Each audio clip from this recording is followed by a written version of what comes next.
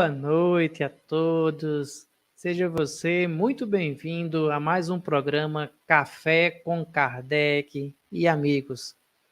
Esse programa que vem trazendo a série A Vida no Mundo Espiritual, do espírito André Luiz, psicografia de Chico Xavier, fazendo abordagens diversas com convidados sobre cada um dos seus livros.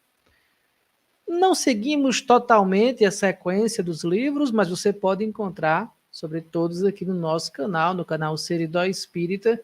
E hoje estamos finalizando esse ciclo, que são essas palestras, bate-papo, conversas sobre a sede no mundo espiritual, com o livro A Obra no Mundo Maior, que será abordada por Jefferson Vasques. Então, essa é mais uma temática que iremos trazer e já deixo aqui para os nossos amigos que acompanham, né, toda semana, na segunda-feira, que teremos uma pausa no restante agora de julho, retornando na segunda-feira de agosto. E aí trazendo mais uma nova série de outros livros que serão abordados nesse bate-papo no Café com Kardec e Amigos. Sem mais delongas, vamos convidar a Jefferson aqui para a nossa tela, para fazer parte junto conosco e começar essa discussão, essa conversa do livro. Seja muito bem-vindo, Jefferson. Boa noite, querido Alilson. Boa noite a todos os internautas que estão conosco, que posteriormente virão estar. É sempre um prazer aqui estar no canal Seridó, viu? A gente, toda vez que aqui está, a gente é contagiado pela simpatia de vocês aí do Nordeste, o carinho que vocês têm, viu? Para a gente é uma alegria aqui receber você e participar aqui desse momento. Jefferson, vamos fazer o café hoje, então, como estávamos conversando nos bastidores, em uma perspectiva onde você terá um primeiro momento, sua abordagem inicial aí, fazendo uma palestra sobre a temática, né? E em seguida nós retornaremos aqui para a telinha para bater um bate-papo, fazer perguntas, trazer perguntas do público também, e aí a gente enriquecendo ainda um pouquinho mais sobre essa temática no mundo maior. Fique à vontade, a palavra é sua. Obrigado, querido Alilson. Que a paz de Jesus se faça presente em cada coração que aqui está conosco, que posteriormente virá estar. Então, a temática de hoje é de suma importância e ela se encontra no capítulo 3 desta memorável obra, que se encontra na Lavra Mediúnica de Chico Xavier, nosso sempre amado Chico, o Cisco de Deus, obra que também está no catálogo da Federação Espírita Brasileira, a Casa Máter do Espiritismo no Brasil. Então, esta obra que é de suma importância, ela vai abordar ao longo de seus capítulos inúmeros temas: psicose afetiva, esquizofrenia, relação de ambas. Vai também abordar os desequilíbrios sexuais, vai abordar inúmeras doenças psiquiátricas que vão ocorrendo no interior de cada criatura e que afetam ela no sentido de que podem conturbar uma existência ou até outras existências, adoecendo-a e cegando-a. E é interessante esta temática, porque esta obra, ao meu ver, é um tratado psiquiátrico e psicológico e espiritual. Porque André, pelas mãos abnegadas de Chico, vai trazer a nós com muita maestria, simplicidade e profundidade inúmeros ensinamentos que vão mostrando os mecanismos mais profundos que habitam em nosso ser. Então, beberemos de inúmeros ensinamentos, como, por exemplo, que a perversidade é a loucura. Então, há indivíduos que são perversos, movimentados em busca do prazer, em fazer o mal. Se sentem bem com a dor alheia. Se sentem bem colocando sobre, seja o caráter emocional ou físico, punições, são seres perversos que se divertem com as lágrimas alheias, com as dores do outro. André Luiz, intrigado, então, do porquê isto ocorre, vai, então, questionando ao instrutor, seu amigo Calderaro, e ali é interessante que Calderaro, lá no capítulo 3 desta obra, como aqui foi dito no começo, que se intitula A Casa Mental, Calderaro vendo então essas indagações profundas de André Luiz, porque queria entender ele por que o ser humano faz o mal, por que há criaturas devotadas ao bem e outras ao mal. E parece que estas que ali estão neste mal temporário, porque o mal é temporário. Na obra Libertação, ainda dentro desta lavra, deste caminho que é percorrido por André Luiz, com o nosso querido Chico, na obra Libertação, nós vemos que o mal cansa, o mal é passageiro, porque o mal é criação de almas imperfeitas e o bem sendo a emanação do Todo-Poderoso, de Deus, nosso Pai, o bem é de todo sempre. Então, fato curioso é de que a luz haverá de iluminar um dia as trevas, mas as trevas têm, às vezes, certa dificuldade de entrar nesta luz, porque é preciso fazer uma série de abnegações. E aí, como o título sugere, Calderaro vai começar a ensinar André Luiz o que acontece, de fato, com esses indivíduos que parece que são movimentados pelos instintos, que são movimentados por algo que os torna seres animalizados, e ele vai propor, então, uma nomenclatura que ele intitulará como sendo um castelo e que André Luiz chamará como sendo casa mental. Então, essa casa mental, fato interessante é que ela é feita do lóbulo frontal. O lóbulo frontal, aqui, gente, é o nosso cérebro, a parte da frente. Isso é o primado da evolução. O lóbulo frontal é o suprassumo. Sobretudo, tá? Ele é formado pelo córtex, por outras áreas, tá? Mas nós vamos focar nesta. Pelo córtex. Então, dentro desse lóbulo, ele é formado pelo córtex pré-frontal e pelo córtex motor. Por que é interessante a gente saber disso? Porque André Luiz vai citá-los, Calderaro vai citar em seu ensinamento profundo o que são essas áreas e como que a mente, que é manifestação do espírito, se manifesta no cérebro e impacta o corpo. Olha o caminho. Então, no primeiro momento, a gente entende que a mente, olha que revolucionário, que a mente impacta no cérebro. E este apenas dá o comando ao corpo e à mente, o corpo mental, camada mais sutil do perispírito, de acordo com André Luiz, em Evolução em Dois Mundos. Então, de acordo com este benfeitor, esta é a camada mais sutil, que ali está em contato direto com o espírito, que é agente intelectivo, responsável pelo pensar, pelo sentir, pelas vontades. Então, é como se fosse camadas. Aqui está o espírito, aqui está o corpo mental. E a partir do corpo mental, a gente vai estabelecendo uma conexão com o corpo físico, através do cérebro. E aí, a gente vai fazendo isso por intermédio de lóbulos e tantas outras coisas. É o cérebro que vai fazer todo esse movimento fantástico. Então, olha só, há séculos atrás, por exemplo, Carl Gustav Jung, discípulo de Sigmund Freud, tentando então ali adentrar nas redondezas do cérebro para dizer que o inconsciente coletivo ali habitava, mas ele abortou a ideia.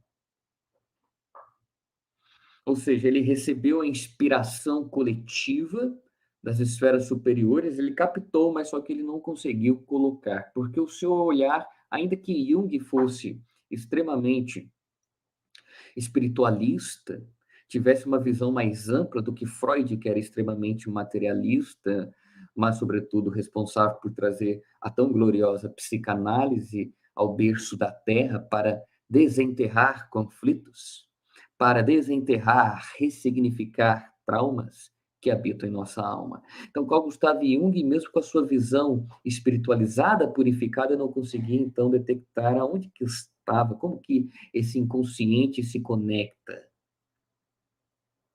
com o cérebro. Como que algo que não é palpável se conecta com algo que é palpável? E aí entra, né, o espírito, o corpo mental, o perispírito, isso tudo é o perispírito, tá, gente? São camadas do perispírito. Espírito, corpo mental, aí a gente vai ali ver duplo etérico, que vai vincular o corpo. Então, há todo um caminho, ó, que o Carl Gustav Jung, que o Freud, grandes cientistas, não conseguem captar, porque os seus olhares deles está demasiadamente preso à matéria. A matéria. Então, é aqui, o cérebro é responsável por colocar no corpo os desejos da alma, do espírito. E ali o lobo frontal, então no córtex pré-frontal, a gente vai entender que ele é o responsável. Esse é o suprassumo do suprassumo, córtex pré-frontal. Então, córtex pré-frontal responsável pelo processamento intelectual e emocional das informações. Olha que coisa linda.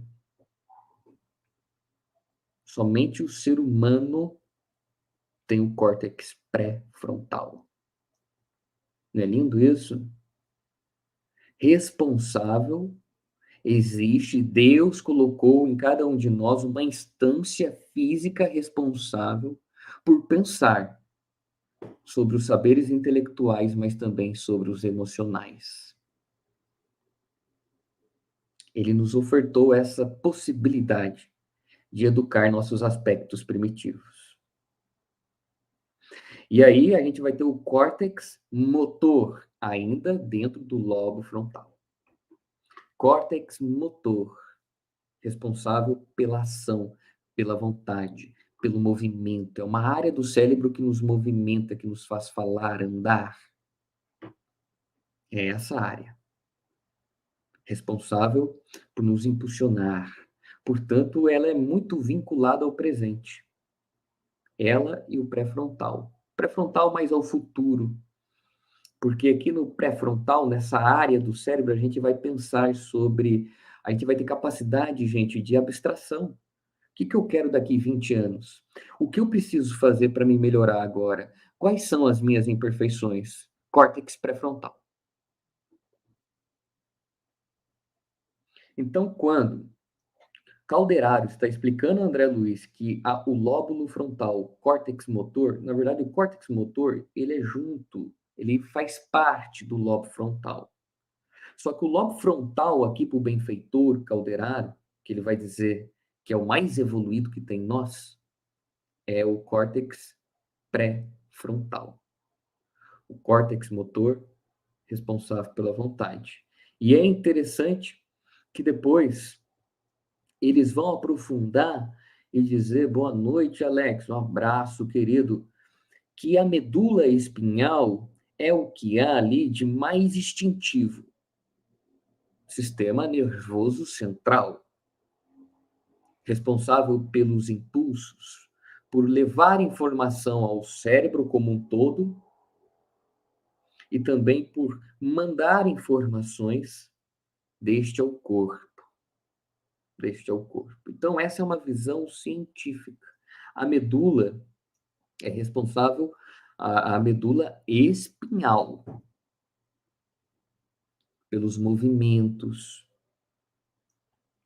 por passar, é como se fosse o cérebro dá o comando, anda, aí vai descendo, descendo, descendo pela medula e espalha, mexe, anda, aí vai mexer as pernas, mexe o braço, aí desce e vem para toda a área. É todo um trabalho que a gente nem vê. Em milissegundos. É fantástico esse maquinário que Deus nos ofertou. Então, ele liga a medula espinhal à parte mais primitiva, aos impulsos, ao ato reflexo. É como, por exemplo, gente, a panela está quente aqui na nossa frente, a gente põe o dedo, provavelmente a gente vai tirar antes de vir a sensação de dor. Daqui a pouquinho, você põe o dedo, você tira, está quente, aí vem a dor. Ou seja, a medula espinhal agindo ali, ó, num ato reflexo. Ela colocou quente, ó, tira, vai queimar. Isso já está embutido, vem na matriz genética. Então, há coisas que já a gente já sabe ali. Ali é responsável pelos instintos de conservação. Na verdade, os instintos de conservação vão se manifestar por meio dela. Vão se manifestar, porque eles não estão ali. Que é o que Calderaro vai mostrar. E agora a gente vai entrar numa abordagem psicológica e espiritual. Porque olha que interessante. Essa medula espinhal, essa parte mais instintiva e primitiva, Calderaro vai dizer a André Luiz que ela é o primeiro andar, o subconsciente. E nela habita o hábito e o automatismo. E ela está muito vinculada ao passado. Passado tanto genético, mas também espiritual. Por quê? Calderaro vai dizer que aqui, na medula espinhal, como eu disse aqui, é um reservatório de movimentos instintivos de atividades subconscientes. Então, olha a informação que ele dá. Ele está dizendo, olha, aí está vinculado, a parte mental que está vinculada à medula é o subconsciente. A instância do aparelho psíquico que está vinculada a esta parte física do corpo é o subconsciente. E é aí que encontramos a individualidade nossa. Porque o que é o subconsciente? No primeiro momento, a gente precisa entender.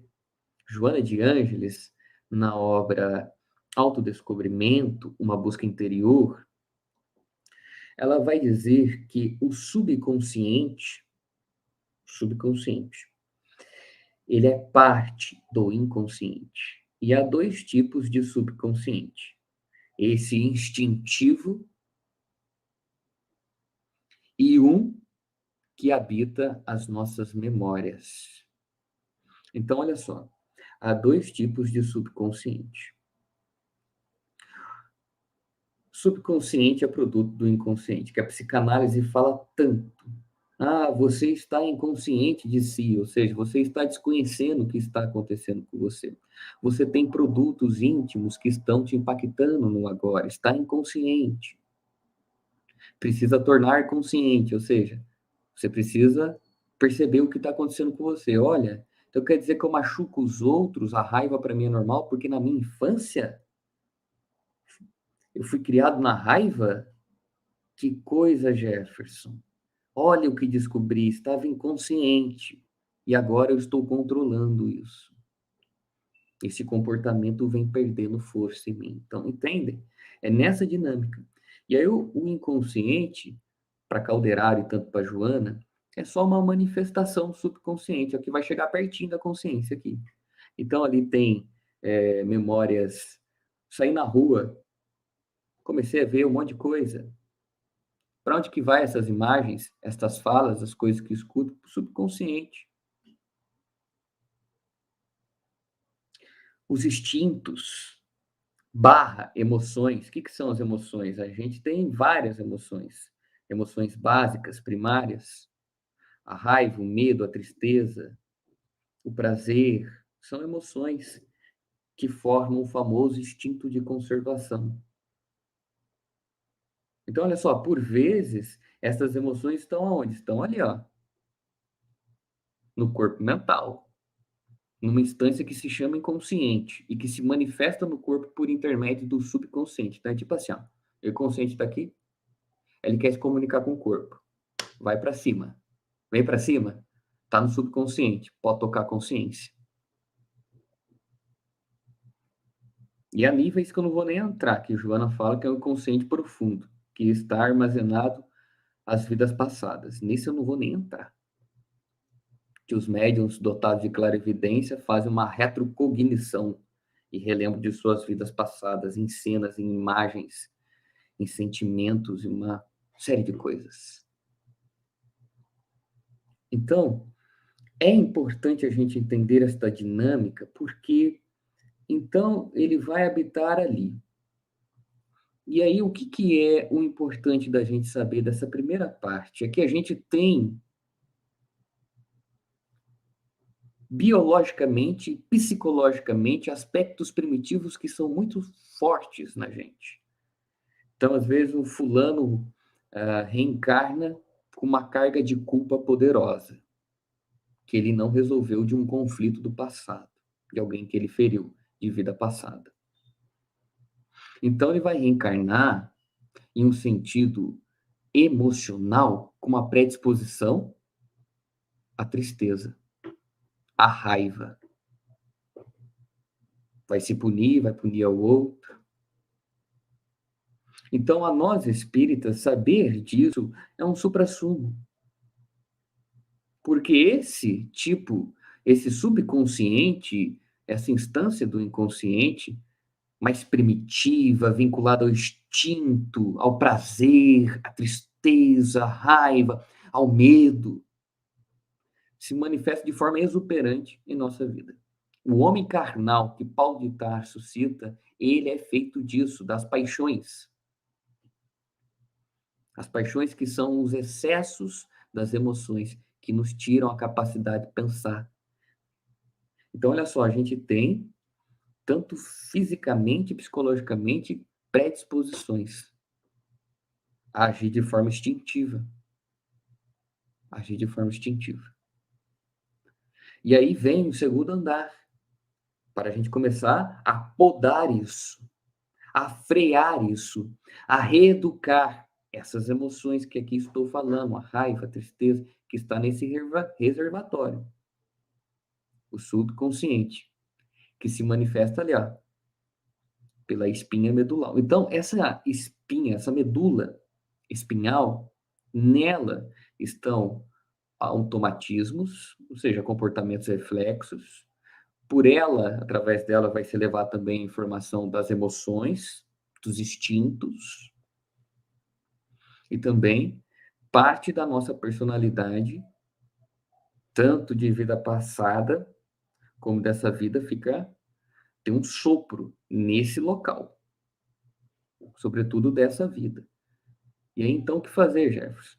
Rapaz, você está dizendo para a gente aqui que o André Luiz, junto ao instrutor Calderaro, estão mostrando e provando por A mais B, junto com a ciência humana e espiritual, e psicológica, psiquiátrica e psicológica, que a gente tem um mar de emoções aqui dentro que nos fazem agir sem pensar muitas vezes, marquem essa palavra. Mas Deus é misericordioso e ele deu esse segundo andar, córtex motor, onde agora Calderaro vai dizer assim, olha, esse daqui é o consciente. Consciente. Ele é o esforço, essa área, segundo o espírito Calderaro, é responsável pelo esforço e pela vontade, portanto, pela edificação do presente. A gente tem uma área aqui, ó, responsável por quê? Não é porque a raiva veio que ela vai me tomar a consciência, eu vou sair fazendo o que eu quero, batendo, xingando. A gente precisa, olha só, também é físico isso e psicológico. A gente tem uma instância no cérebro que nos ajuda nisso.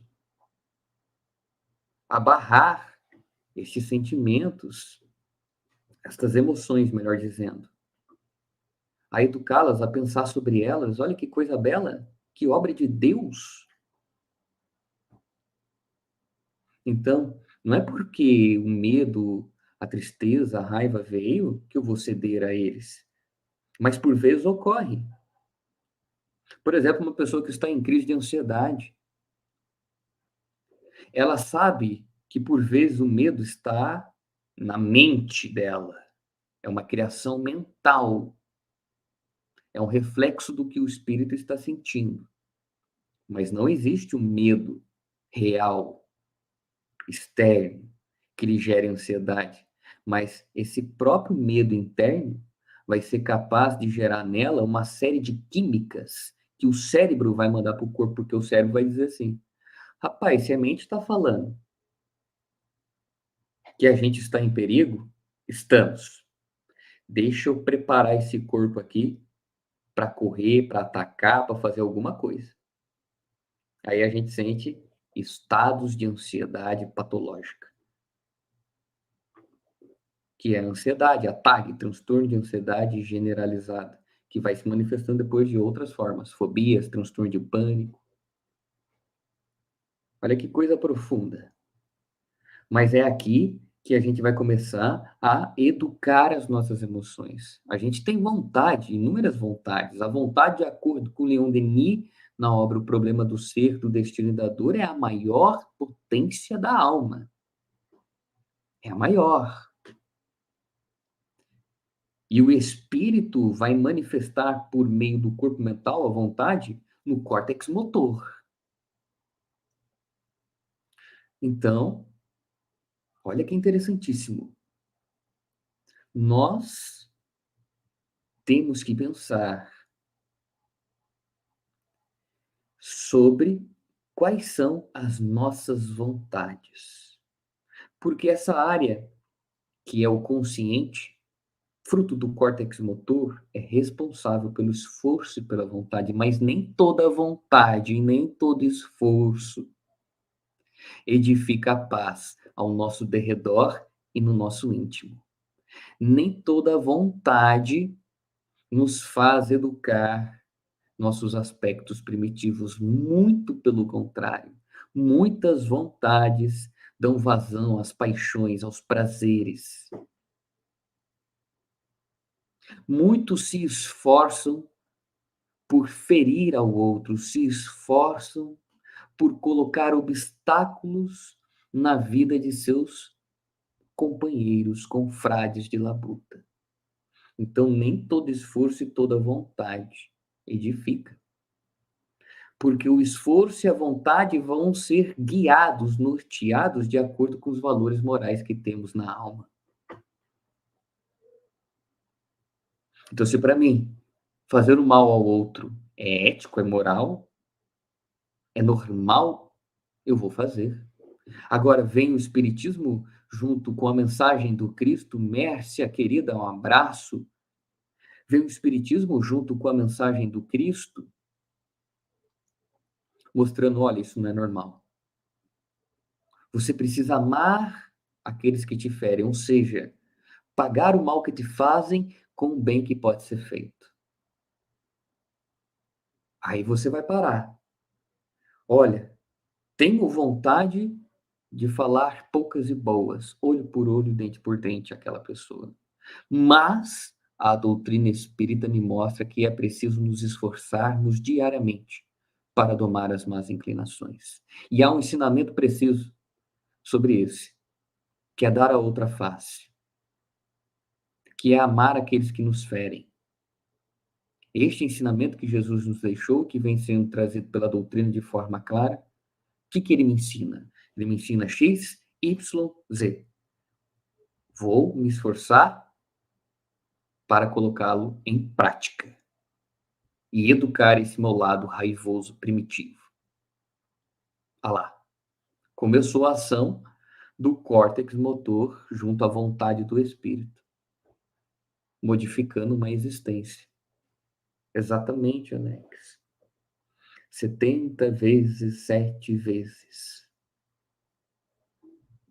Então, é o que o Espiritismo vem ensinar. E quando a gente vai lembrando, olha lá, vai tudo agindo. Olha que coisa majestosa. O espírito do corpo mental ao corpo físico que vai passando pelo cérebro e vai nos movimentando a falar, a olhar o mundo de uma perspectiva diferente. Mas tudo isso começa aqui, no fundo de nossa alma. Mas há um local muito mais profundo para a gente conduzir para o fim, que é o córtex pré-frontal. Então, só fazendo uma análise nos anteriores, Ali no primeiro andar, no subconsciente, que é o inconsciente, uma parte dele, quer dizer que quando a gente é movimentado somente eh, pelo prazer sexual, pelo prazer de comer, por prazer de comprar, por inúmeros prazeres, prazer vinculado ao dinheiro, quando as emoções, a raiva, a tristeza, o medo, a gente está inconsciente. Olha o fato que ele traz, você está inconsciente. Você não está vivendo, você está sobrevivendo. E Deus nos criou para vivermos, para imprimir, para que possamos imprimir na vida a nossa essência. E não para que as coisas do ter sufoquem ela. Então, é importante entender que quanto mais, se eu levanto, acordo, satisfaço as minhas necessidades, vou trabalhar, volto, janto, isso e aquilo, se eu estou nesse movimento, cuidado. Porque a vida é mais do que trabalhar, do que comer, do que dormir, do que satisfazer necessidades básicas. A vida é uma autoconstrução e iluminação que se inicia em nós. Que se inicia em nós. Mas será aqui, no córtex pré-frontal, que Calderaro vai dizer, olha, esse terceiro andar, ou seja, o mais alto, olha que coisa bela, né? Aqui, então, medula espinhal, aí ele vai subindo, córtex motor, e aqui vai chegar o córtex pré-motor. Pré-frontal. Córtex pré-frontal. Aqui ele vai dizer que é o superconsciente. Então, eu já disse, olha, quando você acorda e utiliza da vontade, porque, foi como eu disse, se nós utilizamos da vontade e do esforço para continuar presos aos instintos, estamos ainda inconscientes de nós. Mas se utilizamos da vontade e do esforço para edificar em nós obras boas e ao nosso redor também, para nos melhorarmos, estamos conscientes. E se estamos agora, então, vinculados ao controle das emoções, estamos nos esforçando para controlar a raiva, o medo, uma série de coisas, acontece o quê? Nós estamos superconscientes, ou seja, nós estamos transcendendo esta consciência normal. E por que Calderaro coloca o córtex pré-frontal como superconsciente? Porque é ali que se elaboram os sentimentos. Então, quando eu estou me esforçando para construir sentimentos sublimes, eu estou além da consciência normal que todas as criaturas têm. Eu já adentrei, em outras palavras, no campo do amor. E aí, vamos deixar agora tudo isso que eu falei mais simples. Essas áreas, inconsciente / subconsciente, córtex, motor, córtex pré-frontal. Como que isso se manifesta na prática? Tem um capítulo 11, para a gente finalizando. Capítulo 11, porque vai ter as perguntas e respostas aí, gente, para esse bate-papo gostoso, porque a troca sempre é essencial, e trocando figurinha um com o outro, mensagens, reflexões, a gente vai gigantando a mensagem do Cristo, não é? Então, até o presente momento, a gente vem vendo como que a mente se conecta com o corpo, especificamente, em que áreas do cérebro. Lembrando que a mente é a própria manifestação do espírito.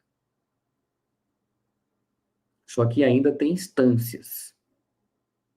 Uma série de instâncias, consciente, inconsciente, porque ainda não conseguimos abarcar o todo, como Jesus, que era uno, que é uno e integral.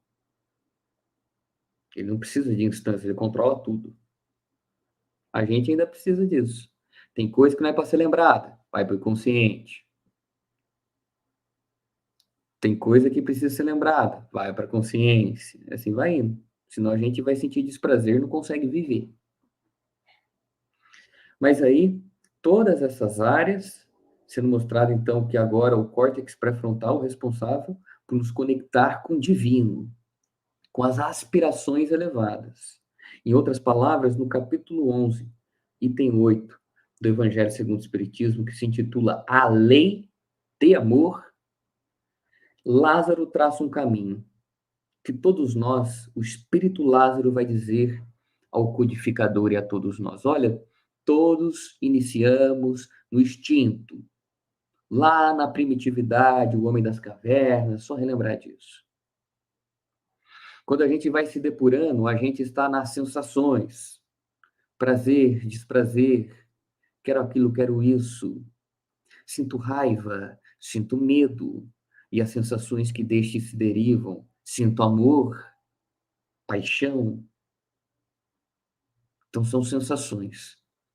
E mais adiante dirá Lázaro, o ponto crucial da evolução de qualquer criatura, o ponto delicado da evolução é o sentimento. E será aí no córtex pré-frontal que a gente vai ter a capacidade de pensar sobre uma emoção. Vamos trazer esse processo para a prática? Alguém veio e foi grosseiro comigo. Eu estou com raiva, muita raiva. Isso é uma emoção, portanto, algo instintivo. Se eu não me controlar, eu vou falar alguma coisa ou eu vou para ação física. Então, a tendência dela é me movimentar, para me defender. Aí vem todos os ensinamentos da doutrina, tudo isso. Aí o córtex pré-frontal vai começar a relembrar. Olha, lembra daquela palestra que você viu? Lembra daquele bate-papo que você participou? Eles falaram que só o amor é capaz de nos curar. Então, se você está raivoso, cuidado. E aí a gente utiliza essa compreensão dizendo assim a nós: olha, o Espiritismo ensina que eu preciso fazer a caridade com aquele que me ofende. Como? Tendo indulgência, compreensão, tolerância. Então, eu vou fazer isso. E aí a gente vai e faz isso. A gente pensa, começa a pensar sobre aquela raiva. Por que eu estou sentindo raiva? Ah, porque o outro me ofendeu. Mas por que ele me ofendeu? Fui grosseiro com ele? Fui grosseiro. A gente pode se ajustar? Pode. Eu vou lá fazer isso agora. Vou lá, tenho um diálogo caridoso com ele, puxo no canto, converso com esse indivíduo, terminamos com um abraço.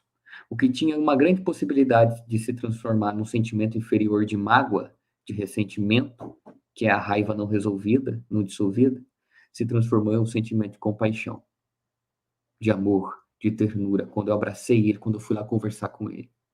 Um sentimento elevado. E a cada passo que a gente começa a pisar nesses degraus sentimentais, porque o amor tem manifestações, a compreensão, a indulgência, a tolerância, a empatia, a misericórdia, tudo isso é amor. Quando a gente começa a vivenciar tudo isso, quando a gente começa a utilizar da razão, do córtex, ali que está ali, no córtex pré-frontal, essa capacidade de pensar sobre o que eu estou sentindo emocionalmente, não ficar dando vazão para isso, para aquilo, eu vou sublimando isso, ou seja, eu transformo raiva em compreensão, em sentimento de tolerância, em sentimento de bondade, de benevolência. Eu transformo medo, eu raciocino sobre ele, percebo que aquilo não é real ou que aquele medo precisa ser superado, e aí eu utilizo do edifício da fé espírita, e aí transformo ele em coragem, transformo ele em um caminho para que eu possa adquirir a resignação, a resiliência e assim por diante. Então, o sentimento é o ponto máximo. Quando estamos nos instintos, parábola do semeador, estamos próximos. Ali estamos distante da semente que é o Evangelho de Jesus. E próximos dos instintos, da matéria.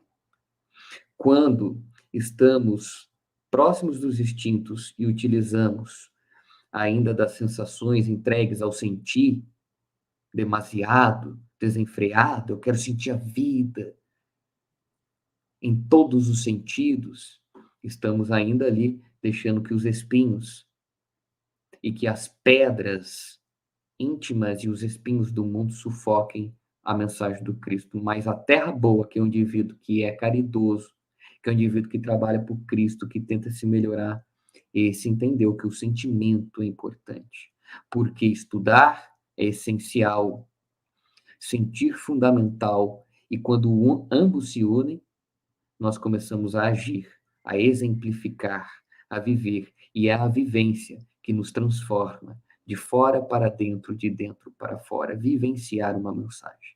E é isso, gente. Quero chamar aqui a Lilson.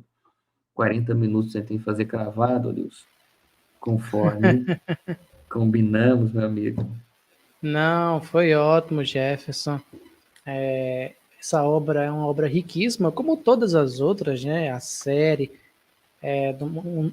a vida no mundo espiritual traz informações, reflexões, conhecimento riquíssimo como um todo.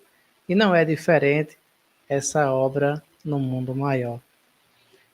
Jefferson, para começar o nosso bate-papo, aqui no próprio capítulo 3, o capítulo que você abordou aqui para gente, tem uma afirmação, uma fala de Calderaro, muito interessante, que ele diz o seguinte: auxiliar os espíritos sofredores deve-se entender que perversidade é loucura, revolta é ignorância e desespero é enfermidade. Seria essa uma boa ótica para a gente olhar nos dois tratos, né, nos dois planos da vida, tanto para estes que estão encarnados, como também nas reuniões mediúnicas para os desencarnados que chegam até nós? Olha, é interessante porque esses espíritos com os corações ainda mais endurecidos, por vezes nos chocam a visão e por vezes também nos desperta esses instintos, esse lado animal que ainda temos dentro de nós. E aí essa visão que Calderaro nos traz de enxergar na perversidade a perda da consciência, portanto, um ato de loucura. De enxergar, que mais, querido Alilson? A revolta como ignorância e o desespero, enfermidade. Então, a revolta como a ignorância, a revolta sendo fruto da desinformação. E o desespero? O desespero é enfermidade. Enfermidade. E é interessante que essa conotação de desespero com enfermidade, Soren Kierkegaard, pai da filosofia existencialista, em sua imortal obra Doença Mortal, que ele vai tratar sobre o desespero, ele vai dizer que ela é uma doença que nos mata todos os dias.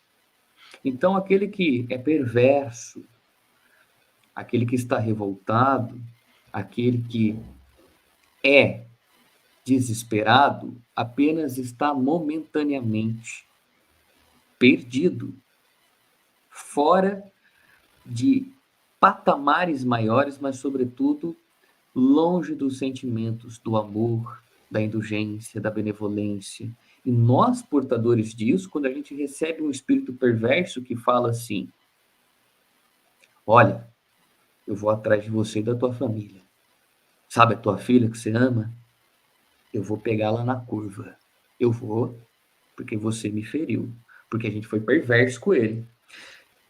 Mas ele está sendo perverso agora, enveredando-se pela vingança. O que eu faço? Faço uma prece para ele. Acolho ele está precisando de amor. Aquele que está revoltado está precisando de amor. O perverso precisa de amor para ser acolhido. Ele precisa de uma visão diferente. Aquele que está revoltado precisa de um amor na forma de uma instrução. E aquele que está desesperado precisa de ambos. Tipo, senta aqui, vem aqui. Então, essa visão do Calderaro, Alilson, é fantástica, porque ela vai trazer a nós assim o roteiro para lidar com espíritos dificultosos, com pessoas que estão desesperadas, porque isso é momentâneo e vai trazer uma visão que vai nos trazer mais assim, vai humanizar o próximo, se é que posso dizer isso, vai, né? Vai humanizar o próximo, porque às vezes, olha, o fulano matou não sei quem, tomara que morra. Deus ama a todos de forma incondicional. O Alilson que está aqui falando comigo, o Jefferson que está aqui trazendo pequenos fiascos, ensinos, e ama aquele também que está na cadeia, aquele que rouba. É claro que a distância é encurtada ou alongada de acordo com as nossas ações. Mas é fantástico isso que o Calderaro traz, né? Tira essa conotação de perverso, porque o perverso ele está louco mesmo. A pessoa que gosta de ferir as pessoas, seja por palavras ou por ações. Ele está sem consciência. Tente misericórdia com ele. Pois é, isso é muito importante porque muda a nossa visão de mundo, do olhar, o externo, né? A gente passa a ter uma compreensão maior. E aqui a gente não está passando a mão na cabeça no sentido de dizer do Não, crime, não. Mas a não. gente está entendendo e vendo a situação do espírito como um todo, em todo o seu processo de existência, e não só em uma atitude específica de momento, né? E é Então, por interessante que a gente não está passando a mão na cabeça, e aliás, até encorajando, no sentido, né, Alilson? Olha, quando você vê algo que te choca os olhos, no primeiro momento pode vir a raiva, a indignação, uma série de coisas que a raiva traz. Depois para, vai fazer uma prece por esse irmão, por aquela família. Aí, ó, isso é a proposta espírita, não é apagar o erro do fulano, do ciclano, mas é deixar que a nossa alma seja mais e mais tocada pelo amor. tem uma frase, né? Um colega aqui nosso do movimento espírita aqui do Seridó. Seridó é uma região no Rio Grande do Norte e também em Paraíba, e que ele sempre diz assim: olha, aprenda a olhar para o outro como Jesus olha. Jesus olha o ser crístico do amanhã e não o criminoso de hoje.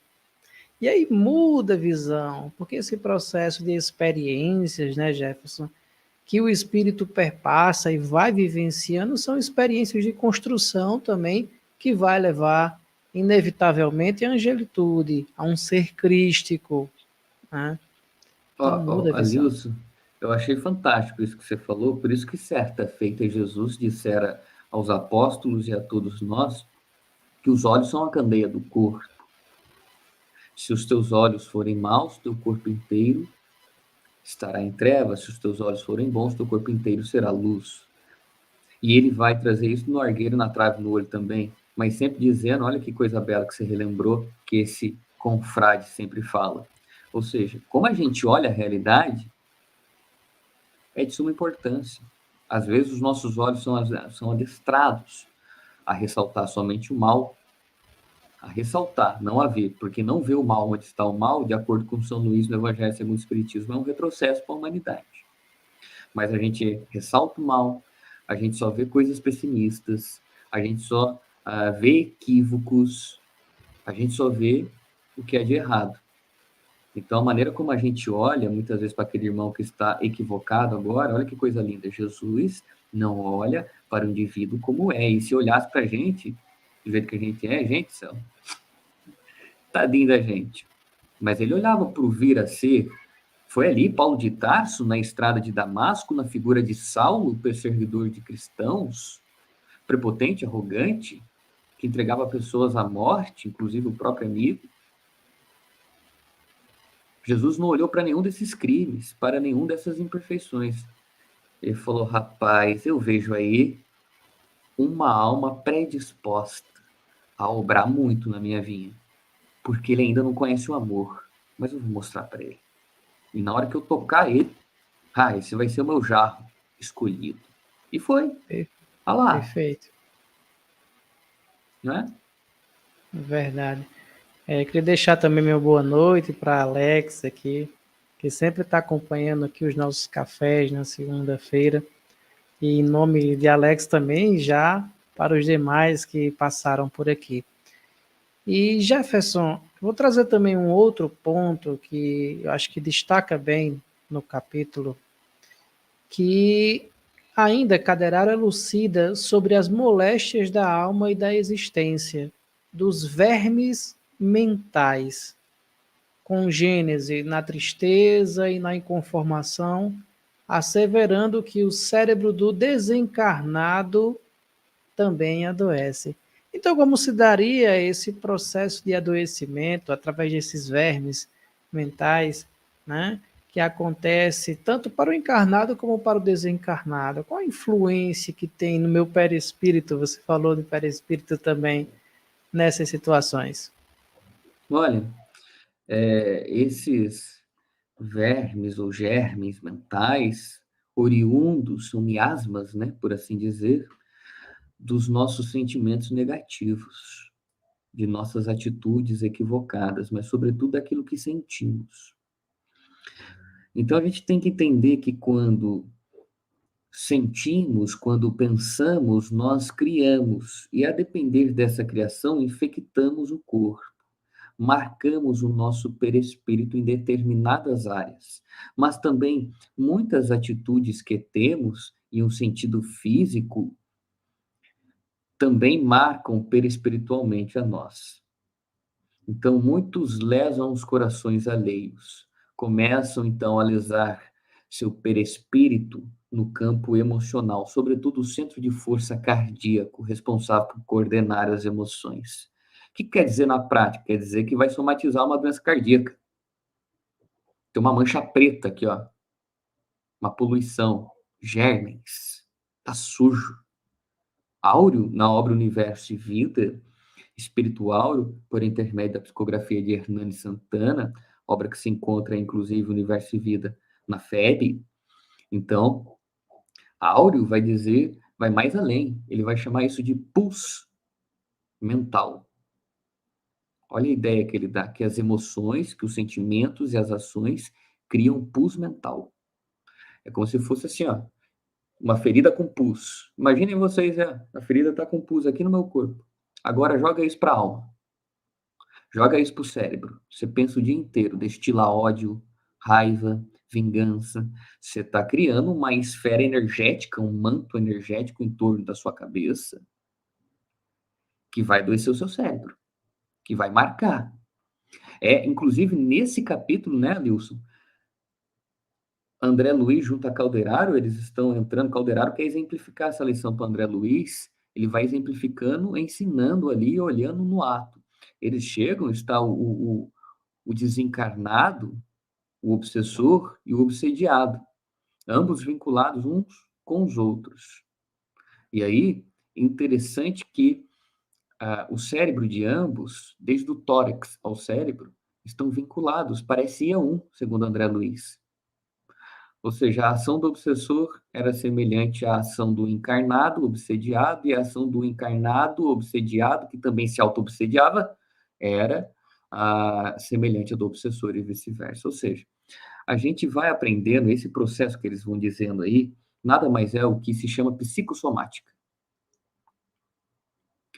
As nossas ações, os nossos sentimentos, as nossas ações internas, externas, mas sobretudo os nossos pensamentos e sentimentos vão marcando o nosso perispírito, vão marcando os órgãos do nosso corpo. E, inevitavelmente, iremos adoecer, psicologicamente ou fisicamente. Eu dei um exemplo aqui, ó, a raiva, estou falando muito dela. Gente, Joana de Ângeles, na obra Autodescobrimento, isso aí é uma fonte que gera germes e germes, toneladas no corpo. É fígado, é intestino que ela vai afetar, quando não, vai desembocar para depressão, para ansiedade. Olha! E às vezes a gente acha isso normal, sentir raiva. Sentir raiva é normal, quer dizer, viver imerso nela que não é. Então é isso, meu amigo. Eu acho que essa é a visão que a gente tem que cuidar muito do que a gente está sentindo. Não pode normalizar esferas inferiores de sentimento, de pensamentos, porque está marcando o perispírito. E ao longo do tempo vai contaminando aquilo, inclusive o cérebro. O que acontece com o cérebro acontece com o fígado, com o coração, com a garganta, com o ouvido, com os olhos, vai infectando. Se não somatiza nessa vida, há uma grande probabilidade de infectar em outra. Muitos são, por exemplo, para a gente finalizar aqui, aqueles irmãos que vão no grupo mediúnico dizer a nós que perderam a sua vista nessa vida, não somente pelo ato físico, a gente achar ele furou o olho do outro no sentido literal da palavra. Muitos utilizaram o olhar mesmo. O olhar foi perdição. Perdição foi caminho de dor, foi caminho que lhe gerou dor, que proporcionou ao outro dor. Aí voltam com a expiação vez ou outra, não é uma regra, é via de regra. Voltam com a expiação da cegueira. Ou seja, de tanto eles utilizarem os olhos de forma ruim, foram infectando tudo isso. Marcou o perispírito. Reencarna, vai ter que agora dissolver a culpa e o remorso que está vinculado a essa área. Perfeito, Jefferson. Muito boas as suas explicações referente a esse tópico de nós somatizarmos essas situações, essa forma da ótica, né? Alex fala também em um dos seus comentários de a forma com que eu vejo a vida. E eu acredito, e tiro, como Alex falou por ele, e falo por mim também, que o Espiritismo é capaz de, através do conhecimento, modificar a ótica, a forma que a gente enxerga o mundo e a forma com que a gente enxerga a nós mesmos. Com certeza, o Espiritismo é a candeia do Cristo, né, Nilson? A candeia do Cristo ofertada por misericórdia dele e, acima de tudo, de Deus a nós. Então, a gente precisa deixar que essa candeia ilumina, né?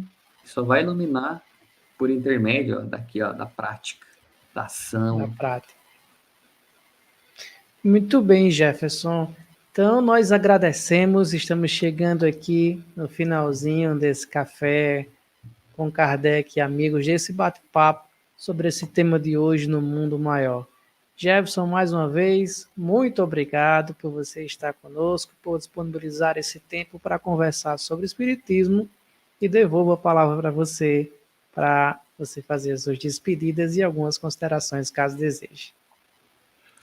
Primeiramente, eu quero agradecer a todos que aqui estiveram, a tantos outros que posteriormente virão estar conosco. É sempre um prazer enorme poder aqui estar ensinando pouco e aprendendo muito. Quero agradecer a Lilson, quero agradecer a Alex e todos os outros que aqui estão neste bate-papo contribuindo. É muito bom ampliar esse conhecimento. A gratidão, sem dúvida nenhuma, é toda minha pela bendita oportunidade que me foi oferecida e que possamos sempre entender que é preciso pensar sobre o que estamos pensando e sentimos. É preciso pensar para agir. Mas na hora de amar, é preciso amar sem fronteiras, sem barreiras, porque o amor é aquilo que nos modifica, que nos ilumina de dentro para fora. Quanto mais estamos vinculados ao agir sem pensar, mais próximos dos instintos e das sensações estamos, consequentemente, mais perto da dor. Quanto mais próximo dos sentimentos elevados, da caridade, da benevolência, da indulgência, da compreensão, da tolerância, da solidariedade, da fraternidade e de tantos outros, mais próximo do amor estamos. E quanto mais próximos do amor estamos, mais pertinho dos braços do Cristo estaremos. E que a paz do Mestre se faça presente em cada coração, viu, Alilson? Um abraço a você e a todos, meus queridos do Seridó Espírita.